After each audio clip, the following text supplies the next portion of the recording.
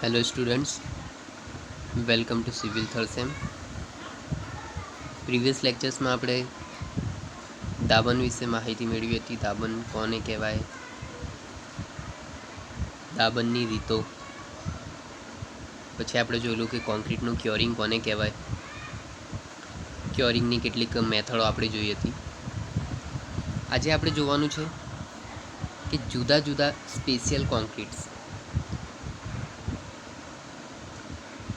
એટલે કે આપણે જે કોન્ક્રીટ બનાવીએ છીએ એ બી જુદા જુદા પ્રકારના બની શકે છે. જેવા કે light weight concrete, plum concrete, fibre reinforce concrete, polymer concrete, high density concrete, no fine concrete અને ફેરો સિમેન્ટ. આ ડિફરન્ટ ટાઈપ્સના આપણા જુદા જુદા સ્પેશિયલ કોન્ક્રીટ્સ છે, જેના વિશે આપણે ફર્સ્ટ જોઈએ છીએ. લાઇટ વેઇટ કોન્ક્રીટ વિશે આપણે ઇન્ફોર્મેશન્સ મેળવીએ.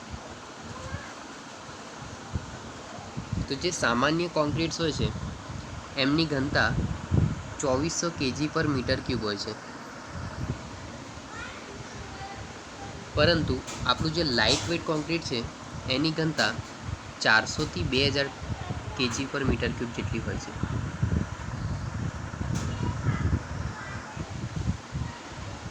સામાન્ય જે કોન્ક્રીટ હોય છે એની ઘનતા 2400 kg પર મીટર ક્યુબ જેટલી હોય છે, પરંતુ આપણું જે લાઇટ વેઇટ કોન્ક્રીટ હોય છે એની ઘનતા 400 થી 2000 kg પર મીટર ક્યુબ જેટલી હોય છે.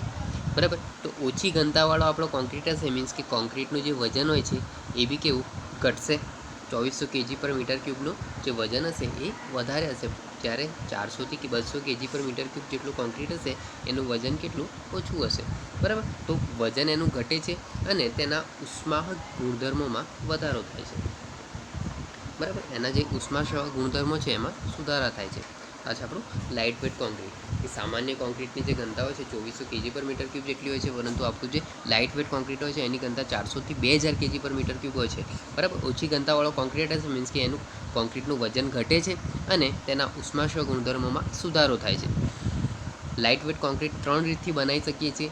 ફર્સ્ટ છે કે by using light weight aggregate, second છે બાય ઇન્ટ્રોડ્યુસિંગ એર બબલ્સ અને થર્ડ છે by omitting fine aggregates.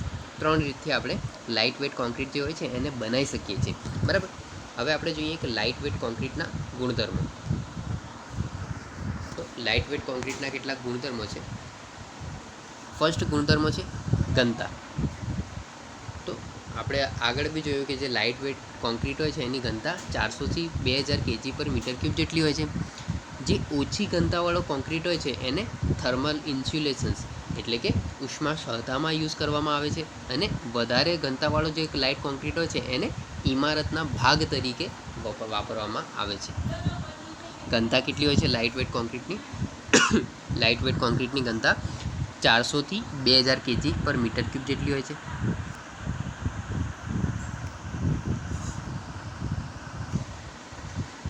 Light weight કોન્ક્રીટની ઘનતા 400 થી 2000 kg પર મીટર ક્યુબ જેટલી હોય છે. ઓછી ઘનતાવાળો જે કોન્ક્રીટ હોય છે લાઇટ વેઇટ કોન્ક્રીટ એને થર્મલ ઇન્સ્યુલેશન્સ, એટલે કે ઉષ્મા સહતામાં વાપરવામાં આવે છે. જ્યારે વધારે ઘનતાવાળો જે લાઇટ કોન્ક્રીટ હોય છે, બરાબર, એને ઇમારતના ભાગ તરીકે વાપરવામાં આવે છે. સેકન્ડ છે આપણું દાબન સામર્થ્ય, એટલે કે કોમ્પ્રેસિવ સ્ટ્રેન્થ. તો સેલ્યુલર કોન્ક્રીટ હોય છે એનું દાબન સામર્થ્ય તેની ઘનતાના પ્રમાણમાં ઊંચું હોય છે. જે સેલ્યુલર કોન્ક્રીટ હોય છે એનું જે કોમ્પ્રેસિવ સ્ટ્રેન્થ હોય છે એ એની ઘનતાના પ્રમાણમાં ઊંચી હોય છે.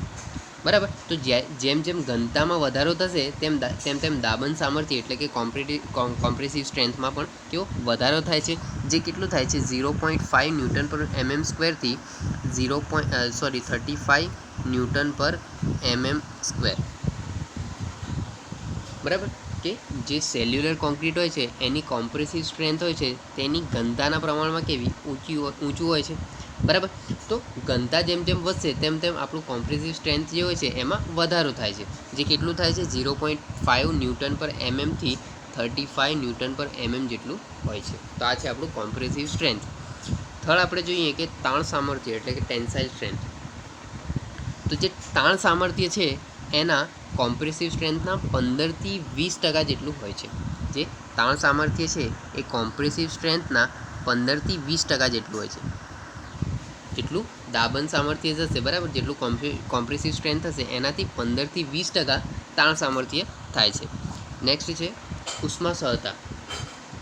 તો લાઇટ વેટ કોન્ક્રીટની ઉષ્મા સહતા ઈંટોથી 3 થી 6 ગણી, જે આપણી ઈંટ હોય છે એનાથી 3 થી 6 ગણી, અને જે આપણો કોન્ક્રીટ હોય છે એનાથી 10 ગણી હોય છે.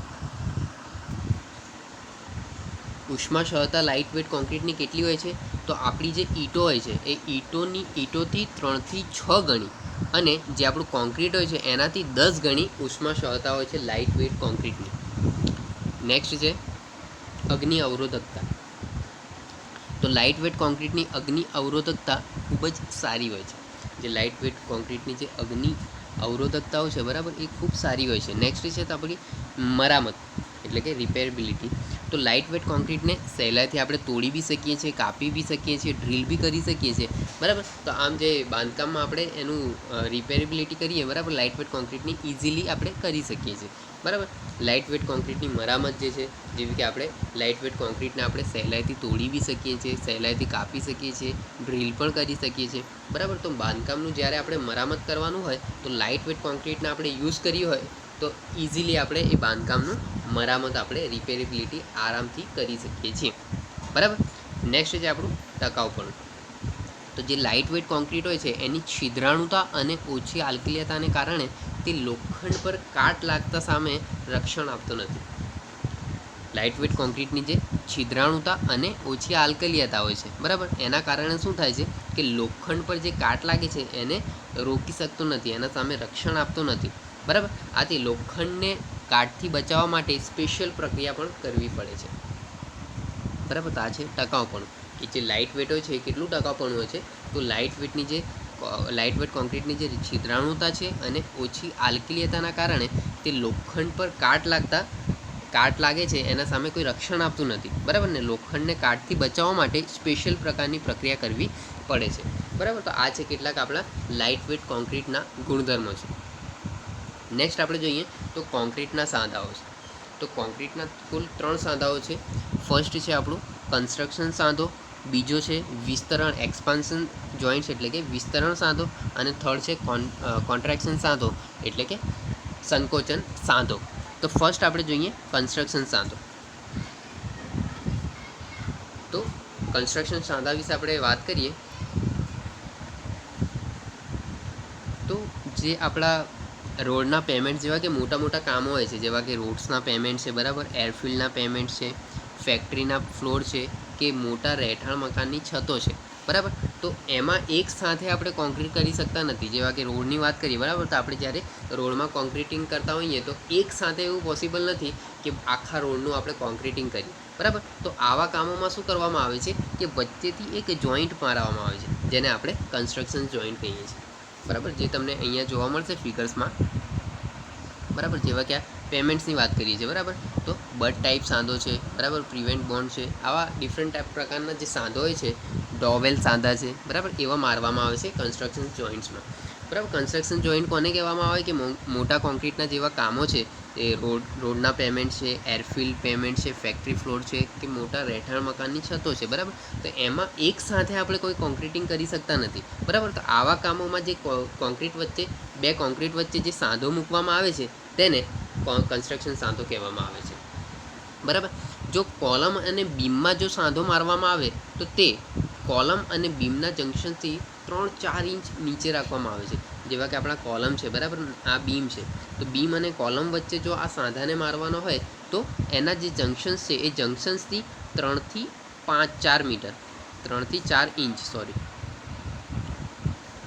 4 ઇંચ નીચે આ સાંધાને મારવામાં આવે છે, કન્સ્ટ્રક્શન જોઈન્ટને મારવામાં આવે છે, બરાબર. તો આ છે કન્સ્ટ્રક્શન જોઈન્ટ, કે જે મોટા કોન્ક્રીટના સ્ટ્રક્ચરો છે, જેવા કે આપણે રોડના પેમેન્ટ છે, એરફિલ્ડ પેમેન્ટ છે, ફેક્ટરી ફ્લોર છે, બરાબર, રહેઠાણના મકાનોની મોટી છતો છે, બરાબર, એમાં એક સાથે આપણે કોન્ક્રીટિંગ કરી શકતા નથી, બરાબર. તો આવા કામોમાં આપણે કોન્ક્રીટ વચ્ચે એક જોઈન્ટ રાખવામાં આવે છે, જેને આપણે કન્સ્ટ્રક્શન જોઈન્ટ કહીએ છીએ, બરાબર. જો કોલમ બીમ વચ્ચે જો જોઈન્ટ મૂકવાનો હોય તો એ કોલમ અને બીમના જે જંકશન્સ થાય છે એનાથી 3 થી 4 ઇંચ નીચે રાખવામાં આવે છે, બરાબર. તો આ છે આપણા કેટલાક કન્સ્ટ્રક્શન સાંધા. નેક્સ્ટ આપણે જોઈએ તો નેક્સ્ટ છે આપણું એક્સપાન્શન સાંધો એટલે કે વિસ્તરણ સાંધો. બરાબર, તો વિસ્તરણ વિશે આપણે વાત કરીએ તો જેવા કે આપણે રીલ્સમાં બી તમે જોયા હશે કે રીલ્સમાં શું થાય છે કે જે પટડી હોય છે તો પટડી વચ્ચે એક થોડું સ્પેસ રાખવામાં આવે છે અને બીજો પાટો જે હોય છે એને જોઈન્ટ કરવામાં આવે છે. એ શું કામ જોઈન્ટ્સ કરવામાં આવે છે? તો જે ગરમીની સિઝન્સ હોય છે તો ગરમીની સિઝન્સમાં જે સ્ટીલ્સ હોય છે બરાબર એનું વિસ્તરણ થાય છે, થોડું વધે છે બરાબર. તો આના ઉપર જે ઓવરલોડ ના થઈ જાય બરાબર, આના ઉપર લેપ ના થઈ જાય એટલા માટે વચ્ચે જોઈન્ટ્સ મૂકવામાં આવે છે. એવી રીતે કોન્ક્રીટમાં બી જોઈન્ટ્સ મૂકવામાં આવે છે કે જે ગરમી પડે છે એ ગરમીના લીધે જે કોન્ક્રીટ્સ હોય છે એ કોન્ક્રીટ્સમાં શું થાય છે? એક્સપાન્શન થાય છે, વિસ્તરણ થાય છે એનું બરાબર. જો એ નાની બિલ્ડિંગ્સ હોય છે તો એમાં વિસ્તરણ જે હોય છે એ ઓછું હોય છે, પરંતુ જો લાંબી બિલ્ડિંગ્સ હોય, મોટી બિલ્ડિંગ્સ હોય તો એમાં વિસ્તરણ જે હોય છે એક્સપાન્શન એ 25 mm જેટલું વિસ્તરણ થઈ જાય છે. બરાબર, ખબર પડી કે જે આપણું કોન્ક્રીટ્સ હોય છે એમાં ગરમીના લીધે કેટલુંક વિસ્તરણ થાય છે બરાબર. જો નાના બિલ્ડિંગ્સ છે તો એમાં વિસ્તરણ ઓછું થાય છે, પરંતુ જો મોટી બિલ્ડિંગ્સ હોય તો મોટી બિલ્ડિંગ્સમાં જે વિસ્તરણ હોય છે એ 25 mm જેટલું થઈ જાય છે બરાબર. જો બિલ્ડિંગની લંબાઈ એ 45 મીટરથી જો બિલ્ડિંગની લંબાઈ 45 મીટર કે તેનાથી વધારે હોય તો તેમાં વિસ્તરણ સાંધો જે હોય છે એને મૂકવાની જરૂર હોય છે બરાબર.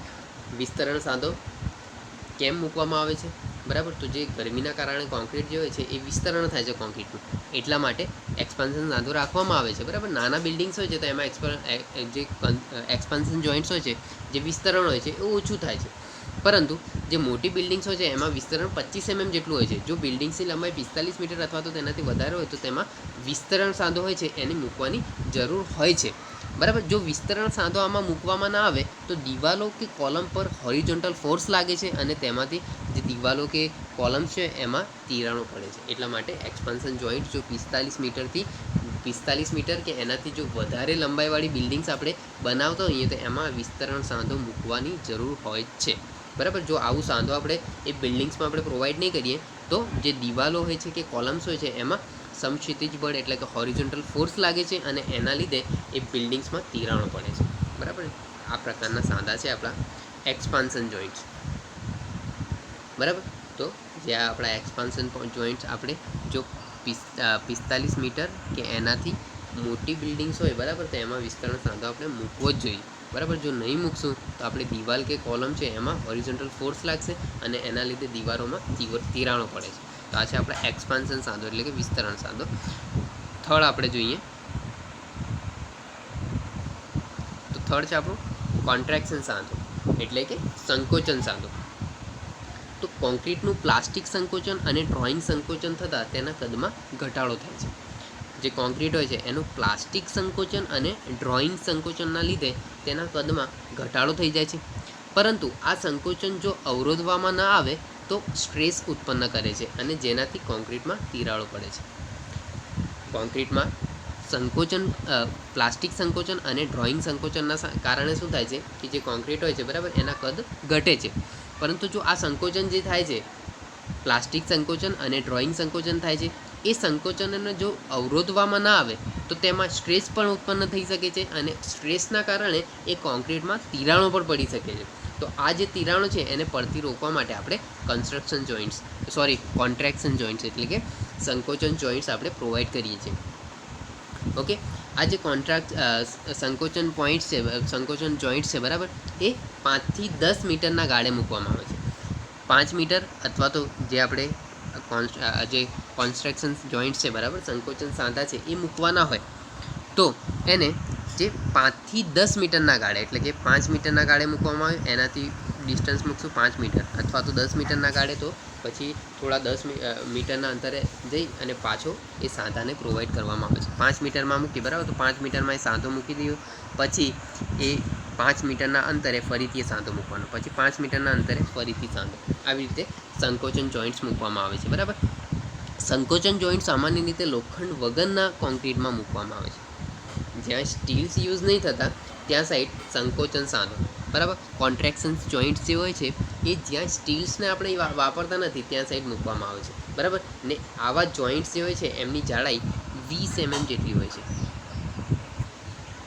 કોન્ટ્રેક્શન જોઈન્ટ્સ જે છે એમની જે જાડાઈ હોય છે 20 mm જેટલી હોય છે બરાબર. તો આ છે આપણા સંકોચન સાંધા જે કોન્ક્રીટનું પ્લાસ્ટિક સંકોચન અને ડ્રોઈંગ સંકોચન થાય છે, એના લીધે જે કોન્ક્રીટનું કદ હોય છે એમાં ઘટાડો થાય છે, બરાબર. અને આ જે સંકોચન થાય છે પ્લાસ્ટિક સંકોચન અને ડ્રોઈંગ સંકોચન, જો એમને અવરોધવામાં ના આવે તો તેમાં પ્રતિબળો કેટલાક સ્ટ્રેસ ઉત્પન્ન થાય છે અને જેનાથી કોન્ક્રીટમાં તિરાડો પણ પડવાની શક્યતા છે, બરાબર.